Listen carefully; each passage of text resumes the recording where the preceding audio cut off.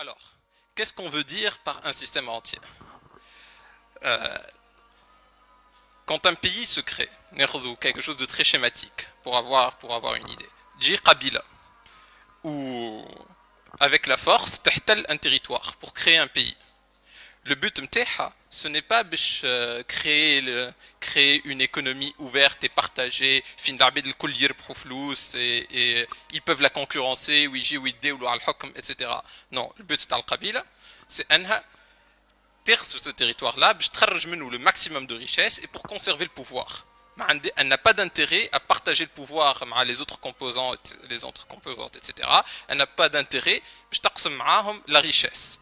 Donc elle met en place petit à petit des institutions qu'on appelle extractives. Extractive, le sens, elle extrait la richesse de tout le territoire qu'elle a conquis et pour garder le pouvoir.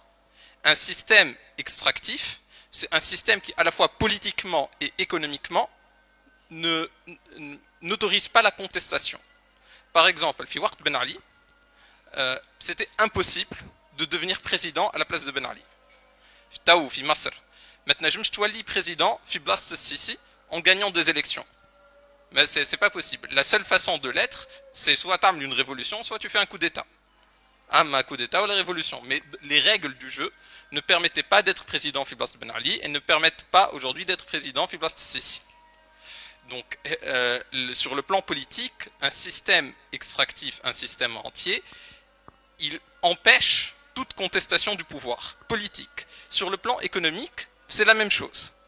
Sur le plan économique, on met en place, par exemple, Fiwart Ben Ali, et d'ailleurs toujours maintenant, si on veut devenir concessionnaire automobile pour importer des voitures, c'est impossible.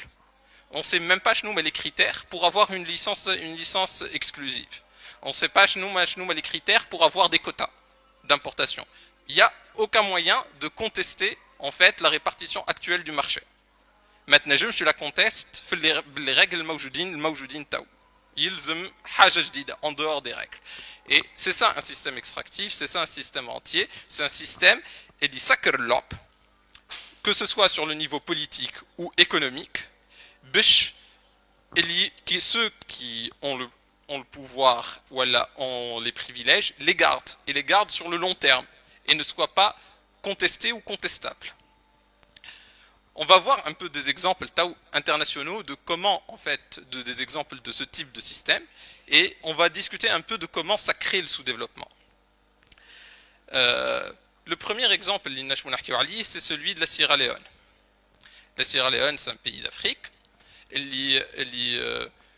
Quand les colons britanniques sont arrivés, ils ont mis un système extractif, un système entier. Le but, toutes les richesses qu'ils pouvaient trouver à leur compte. Donc, en Sierra Leone, il y a des diamants fluviaux qu'on trouve dans les fleuves. Donc, il y avait plein de gens qui allaient chercher dans les fleuves, etc., et qui trouvaient des diamants de temps en temps, et ça leur donnait de quoi vivre décemment, etc. J'ai la Grande-Bretagne, non, maintenant tout ça c'est interdit. Et on lui tire dessus. Et il n'y a plus que nous qui avons le droit de chercher les diamants dans les fleuves. J'étais les agriculteurs. Les prix agricoles ils fluctuent. On va mettre un système. La même chose, quelque chose de moyen. Et on prend à notre compte le flux, la fluctuation. Qui est là. نخلصوكم اقل شويه من البري du marché qui تهبط نخلصوكم اكثر شويه. Donc les gens ont accepté, etc. Mais très rapidement, بدأ يهبط, بدأوا يخلصوا فيهم de moins en moins. Mais là où ils يخلصوهم 90% du prix du marché, ou بعد 80%, وقت اللي خرجوا les Britanniques, c'était arrivé à 30-40% du prix du marché qu'ils pouvaient avoir وحدهم. Qui خرجوا les Britanniques. Il y a eu une période d'instabilité, mais après il y a quelqu'un qui s'appelle Stevens qui a pris le pouvoir en Sierra Leone. Au lieu de changer les institutions qui existent, qu'il a héritées de la période coloniale, ces institutions sont très bien. Elles vont permettre de garder tout le pouvoir économique et tout le pouvoir politique pour moi. Donc il a gardé le système pour les diamants, pour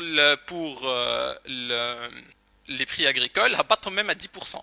Ou les agriculteurs que 10% des prix des prix que Huawei il avait à la fin. Donc il extrayait 90% des revenus agricoles. Fama, une partie du territoire, le sud de la Sierra Leone, qui a en grande partie soutenu un de ses rivaux pendant toute la période d'instabilité après l'indépendance. Mché Amal. Mché قال هذوما, ce n'est pas mes alliés politiques, vu que mon but c'est de consolider le pouvoir, chez Himnifehom s'ils sont riches ou la pauvres, etc.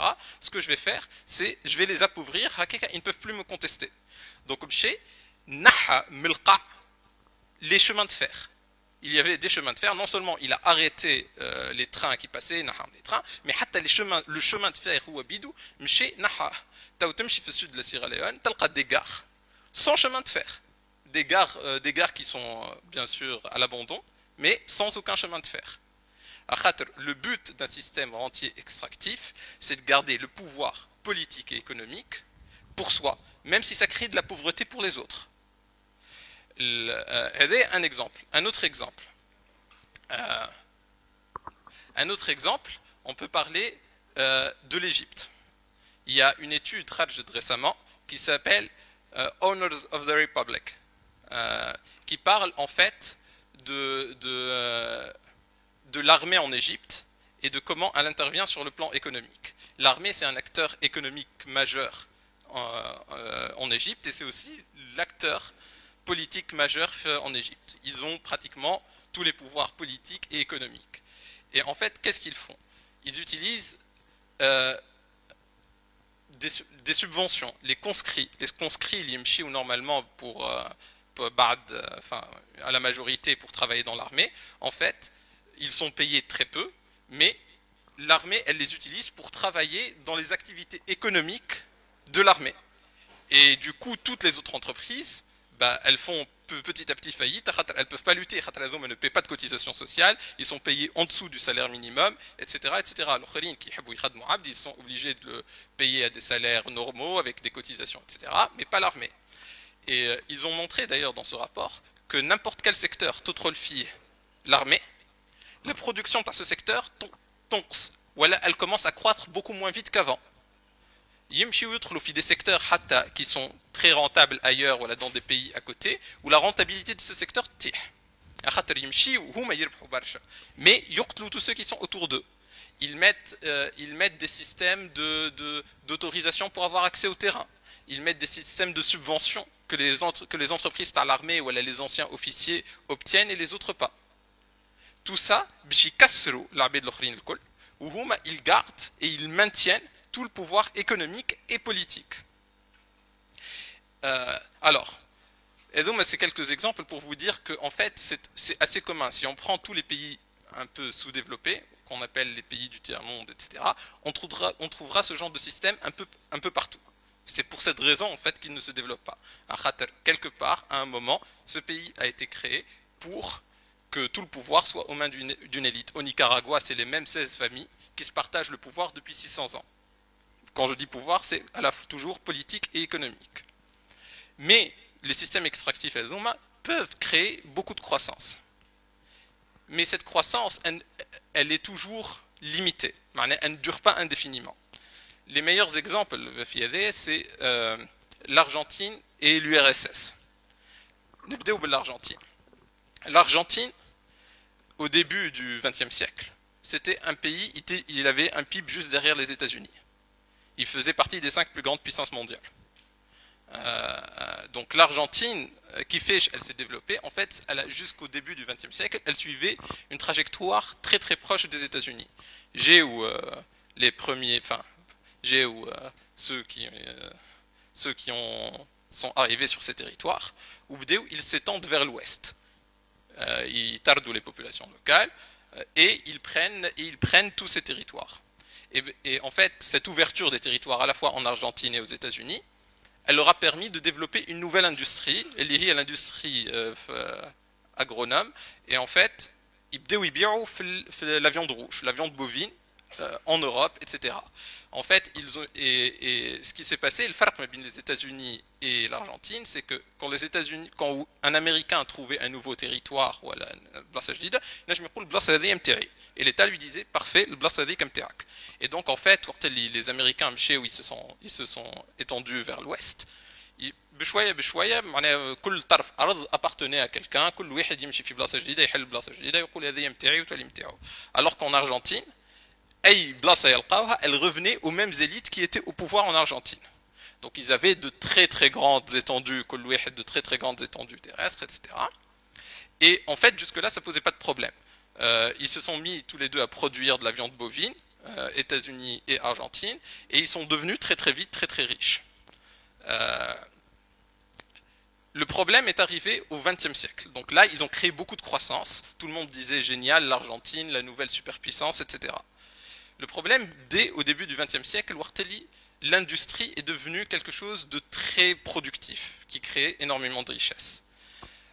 Alors qu'aux États-Unis, vu que le pouvoir était très partagé, à la fois économique et politique, et qu'il y avait plein de gens qui n'étaient pas forcément riches, qui étaient les citoyens ordinaires qui voulaient devenir riches et donc qui se sont lancés dans ces nouvelles industries pour essayer des choses nouvelles, pour essayer de gagner de l'argent. En Argentine, ceux qui avaient le pouvoir, ils ont eu peur de ça. Alors, on ne veut pas que des gens ils de nouvelles industries, ils deviennent plus riches que nous. Donc, سكروا عليهم وقالوا احنا بدنا, on n'a pas envie de se lancer dans des industries, on est très très riche avec notre viande bovine qu'on exporte. Donc en fait, il n'y a pas vraiment eu d'industrie qui s'est développée en Argentine. Et بشوية, les États-Unis طلعوا et l'Argentine قعدت à son rythme بشوية وهي طهبت. Et elle est devenue d'un pays très exportateur à un pays extrêmement importateur. Alors ces mêmes élites sont toujours aujourd'hui extrêmement riches. Elles exportent toujours énormément de viande bovine aux États-Unis, en Europe, etc. Mais le pays Koulou est devenu beaucoup plus pauvre.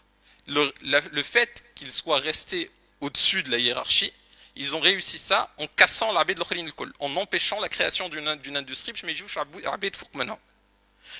Eux, ça les dérange pas, ils sont restés très très riches. Mais ça s'est fait à un coût. Donc en fait, cet exemple de l'Argentine nous montre qu'un fait, système extractif, à un moment, il crée énormément de richesses. Et on l'a vu, à un moment, on a fait beaucoup de croissance pendant des dizaines d'années. Mais ce qui arrive, c'est qu'à un moment, cette croissance s'arrête. Une fois que tu élèves des bovins, ça y est, c'est fini. Une fois que tu as découvert toutes les terres, plus que ça. Une fois que l'accumulation est faite, il n'y a plus d'innovation. C'est le même problème qui s'est posé en URSS. L'URSS, c'était un pays agraire, où tout, c'était que secteur agriculture, etc. Et du coup, l'URSS s'est créé, l'État a réorienté toutes les ressources vers l'industrie lourde. Et du coup, ça a créé énormément de développement, énormément de croissance. L'industrie est beaucoup plus productive que l'agriculture. Et d'ailleurs, dans les livres des années 70, il disait, aux États-Unis, il disait l'URSS va dépasser les États-Unis dans les années 80. Dans les livres des années 80, l'URSS va dépasser les États-Unis dans les années 2000. Et puis, certes, la chute du mur de Berlin et l'affaissement de l'URSS. Mais le problème qui s'est posé, c'est que ils ont réorienté Kolchaï vers l'industrie, mais ils n'arrivaient pas à pousser les gens à innover. Les gens, innovent بصيف. Arrête de faire de l'agriculture et va faire de l'industrie, va travailler dans l'industrie, ça tu peux. Innove. Voilà, trouve des idées béhi. Donc à chaque fois qu'ils mettaient des incitations, par exemple, ils produisaient plus de métal, on veut plus de poids, plus de tonnes de métal. Les usines, ils font des plaques de métal trop épaisses. Plus de surface de métal, des plaques d'acier de plus grande surface. Ils font des plaques très très larges, mais très très fines. Ils tnaqbou très facilement. C'est ce problème-là qui s'est créé. En fait, ils n'arrivaient pas à inciter les gens à travailler pour. Ils ne gagnaient pas de l'argent en travaillant plus, mais un bon produit, une bonne plaque de métal, etc. Ça ne marchait pas comme ça. Donc en les incitant en leur disant juste tu fais le plus de poids possible, ils produisaient des plaques qui servaient à personne qui étaient trop lourdes. En leur disant des plus grandes plaques possibles, ils produisaient des plaques trop grandes qui servaient à personne. Mais ils atteignaient leurs objectifs. Et ils étaient, et en fait, quand les institutions extractives peuvent créer de la richesse, elles peuvent créer de la richesse, mais c'est toujours momentané. C'est jamais sur le long terme. Ça ne permet pas à un pays de se développer. Ça permet à un pays peut-être de rattraper, mais ça permet jamais à un pays de se développer et de continuer à se développer et d'innover. Tout ça, Ahna fi Tunis, on est Ba'd Thawra, un système qui est entre les deux. C'est-à-dire que politiquement, le système n'est plus extractif. Taoufa Ma'bed qui arrivent au pouvoir sans jamais avoir fait partie d'aucune élite, qui sont soutenus ou portés au pouvoir par des électorats qui n'ont jamais été représentés dans l'histoire de la Tunisie, politiquement. Donc le système politique est devenu beaucoup moins extractif. On peut dire qu'il est devenu inclusif. Par contre, le système économique, ما بدلنا فيه شيء. كله كيما قبل الثورة كله des cadenas محطوطين عليه partout. Pour faire n'importe quelle activité, il faut 50 autorisations, il faut تتعدم الوزارة 3 fois. La dernière fois, je parlais avec un très bon calligraphe Tunis qui faisait de la calligraphie. Son mur chez lui était tapissé de prix qu'il a obtenus partout dans le monde. Et il voulait vendre sa calligraphie à l'international. Il dit je t'achète ta calligraphie à 2000, à 3000, à 4000 euros. J'ai vu ce que je devais faire. Ils ont mis autorisation de l'Thaqafa, autorisation de la Banque centrale, autorisation de l'Maliya, autorisation de l'Diwana. Ils ont mis les autorisations avec moi. Et بعد نمشي للديوانة pour avoir l'autorisation باش نجم نخرج لما calligraphie. وبعد pour le paiement يبعثوه لي لازم يتعدى من البنك سنترال بعد يتبعد ما نعرف شنو بعد يتعدى ما نعرف شنو حتى peut-être يوصل لي في الآخر. معناها un travail que je mets une après-midi à faire. يلزمني نقعد شهر نجري عليه باش نجم نبيعه. Donc et là je peux pas le faire. Voilà, je peux le faire que de manière très très à la marge معناها ولا تخلصني en euros et tu l'enroules وتهزها في فليش كدي وانا ما تراهيش. هذايا معناها sur le plan économique حتى بعد الثورة on n'a rien changé de ce point de vue là. On a gardé un système extrêmement extractif مسكر من جهة الكل. Et je vais laisser si Fawzi vous en parler plus de c'est quoi ce système في تونس et quelles sont ses conséquences.